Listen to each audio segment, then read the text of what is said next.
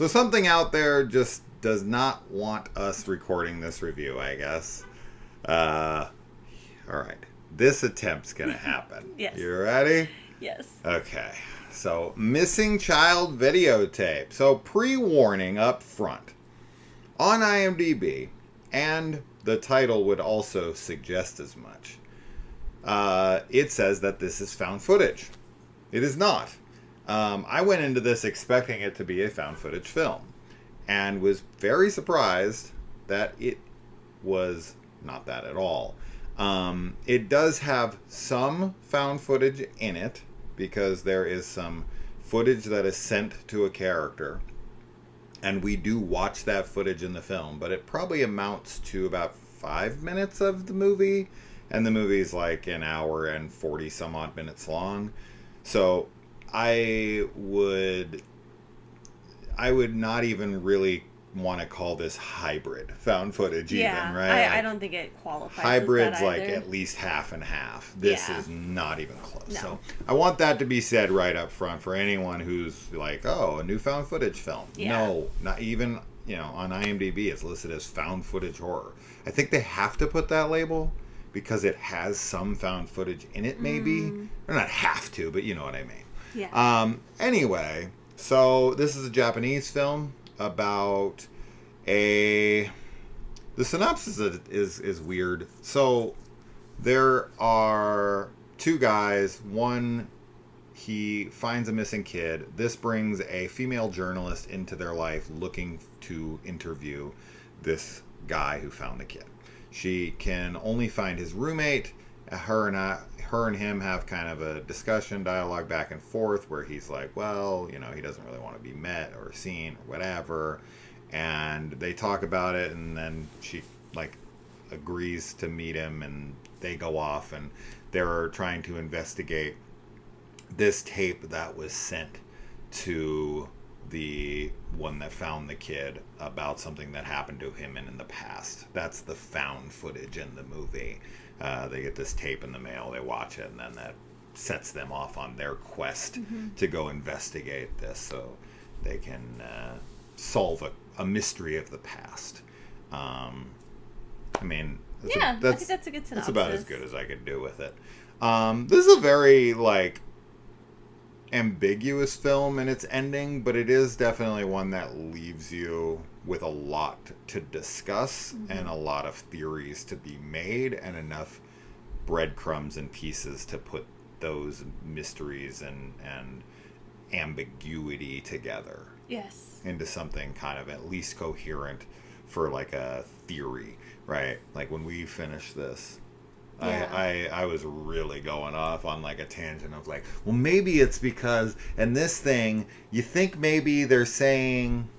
Yeah, I think it can spark some really good discussion and theorizing, which is to me the sign of a good ambiguous film. Sure. I think whenever it's done poorly, you're just kind of left being WTF, what does that mean? Yeah. And I still think that there are elements to this that people could walk away feeling like that, but I personally think that we do get just enough information and whatnot to be able to draw conclusions as to what's happening. We did have kind of a weird experience with the subtitles on the version that we watched, since it's in Japanese, and we watched it with English subtitles, and there was some just wonky translation stuff going on where there would be kind of incorrect people talked about at different times, so that unfortunately added a small bit of confusion, I think, while we were watching it overall. But yeah, I think this film has really great atmosphere. Very creepy and eerie and dark, but in a very Japanese way, I guess. I don't really know how to say that, but it kind of reminds me a little bit of the coloring and the atmosphere and pulse a little bit. This kind of gray wash with some blue. Yeah. As far as the coloration, I don't know. I like that vibe, and I like that look of things, but also the story, I think there's some really eerie stuff happening. There was definitely a few scenes in this that I think are very masterfully done as far as the scare goes. not any like hokey jump scare type stuff, but the more subtle things like in the background of a shot that you notice first, and you're like, oh, like that kind of stuff. It's a very Japanese film. Yeah. I mean, I will definitely say that, which, you know, it's Japanese, so it makes sense. That makes sense. Yeah. Yeah. I did come up with a fun new term for this, though, when we were watching it. After we watched it, I was like, you know, theorizing, and I came up with the new term, ear blink. Oh yeah, ear blink. That was something that happened. Blink. An ear blink There's and you a scene miss it. there's a scene in here where if you ear blink, you'll miss it. If you're something not towards listening. if there's something towards the end that literally is a fraction of a second, Yeah. you have to hear it, and that's part of the theory, because you'll have to watch it, but Yes. that lends credibility to the theory of what happens in the end for me. Yeah, I agree. And as I said, it's literally at most 1 second of sound, and it's very subtle. Very subtle, very And I was quick. like, if you ear blink, you'll miss it. And that's the kind of thing that just adds to it for me. Yeah. Because even I think if you're not paying attention in that way, I think that subconsciously you pick up on that. Yeah. So, yeah. Yeah, I think a lot of people will be left very unsatisfied with the ending. I think they'll be very confused.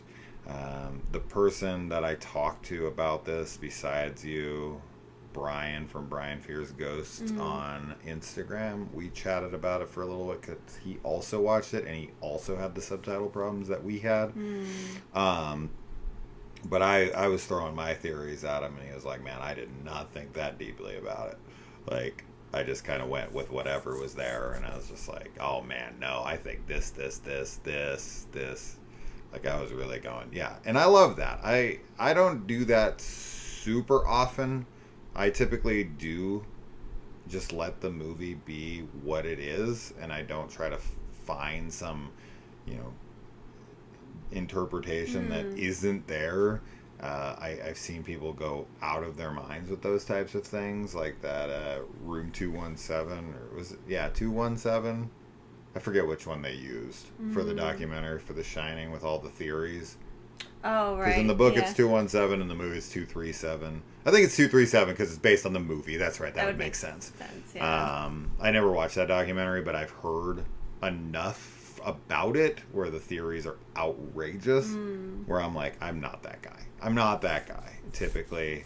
But with movies like this, I feel like in order to enjoy a movie like this, you kind of have to be that guy. Yeah, I think some movies lend themselves more to that type of Interpretation. Analysis and sitting there and trying to piece things together and bring some deeper understanding or meaning to the film. And others don't. Others are very straightforward, or others just, don't inspire you in that way. But I do think this one was fun for us to talk about afterwards and like I said, theorize on things. And yeah, I mean, it's definitely not going to be a film for everybody. I think, right off the bat, obviously, if you're someone who maybe is not a fan of Japanese horror in general, this is not going to change your mind, I don't believe. It's, as we said, very Japanese horror. And if you're somebody who is not typically a fan of ambiguous films and ambiguous horror movies, then this one will not be one that I would recommend to you, because I think that, as you said, I think you would watch it and feel very unsatisfied with it. But otherwise, for other people that are fans of those other things, I think it would be worth watching. Yeah. So, and then we can all talk about our theories together. It almost has like a Blair Witch ending, in a way. You'll know what I'm talking about when you see it. But that's it. Yeah, that's that. This should be out soon enough. It is not available in the United States currently, but it should be soon. So let us know if you watch it, and look forward to it if this sounds up your alley. Yeah. And we'll talk about it in the comments below. Bye. Adios.